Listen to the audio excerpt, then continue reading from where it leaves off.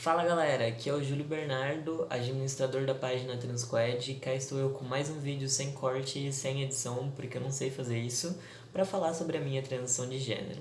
O pessoal pergunta bastante, tanto aqui na página quanto as amizades, assim, a galera em geral sempre pergunta: como foi que tudo começou? Quando você percebeu que era uma pessoa trans? Como foi que você iniciou esse processo e tudo mais. E é o seguinte, cara, eu acredito que tenham vários momentos na vida de uma pessoa trans que meio que marcam, sabe, a transição de gênero. E às vezes acaba sendo um tanto quanto inconsciente. Eu sempre falo que eu comecei a minha transição de gênero sem perceber. Tanto que eu lembro de quando eu fui falar para as minhas amigas, elas falaram assim: a gente já sabia, assim, eu já imaginava mesmo. Eu ficava tipo: por que você não me contou antes, linda? Porque assim, eu aqui sofrendo, né, pra saber. E você já sabia, né? Você nem pra falar, então, eu acho que você é menino, eu acho que você deveria pesquisar esse negócio aí. E, e foi bem isso mesmo, assim. Eu lembro que em 2016 eu comecei a mudar tudo, assim, sabe? A forma que eu me vestia, a forma que eu falava e a forma que eu me identificava. Eu comecei a demonstrar alguns gostos, assim, que antes eu não demonstrava por medo e tudo mais. E também outra questão que as pessoas perguntam bastante é se a gente sempre se identificou, né, com o gênero ao qual a gente transicionou.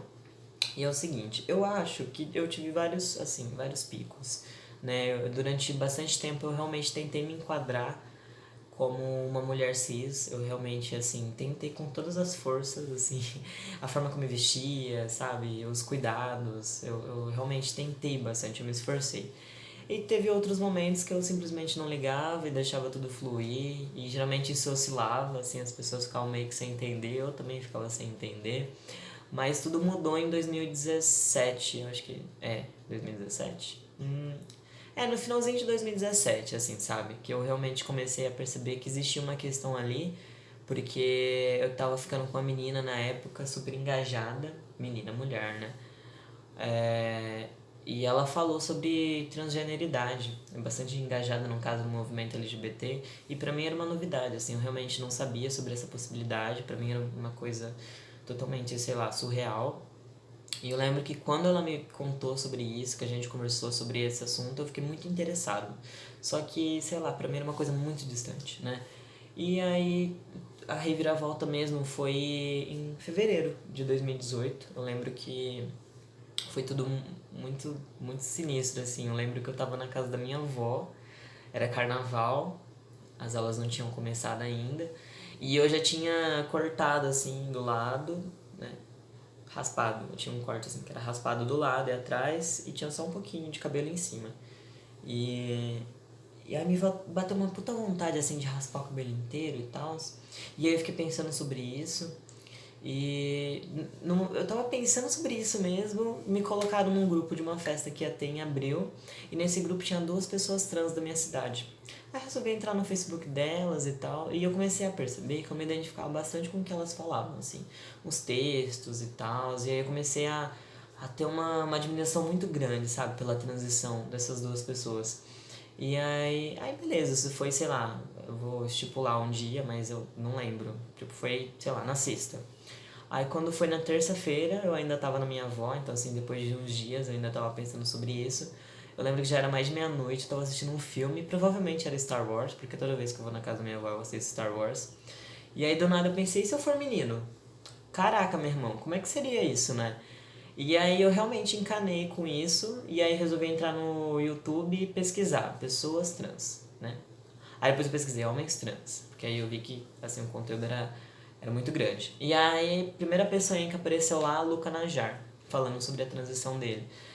E assim, tudo que ele falava, assim, eu me identificava bastante e eu comecei a querer fazer o que ele tinha feito, assim, sabe? Eu passei a ter uma puta admiração, assim. Já tinha as duas pessoas aqui da minha cidade, e aí o Luca Najar influenciando bastante também. Eu falei assim, caraca, mano, interessante esse assunto aí.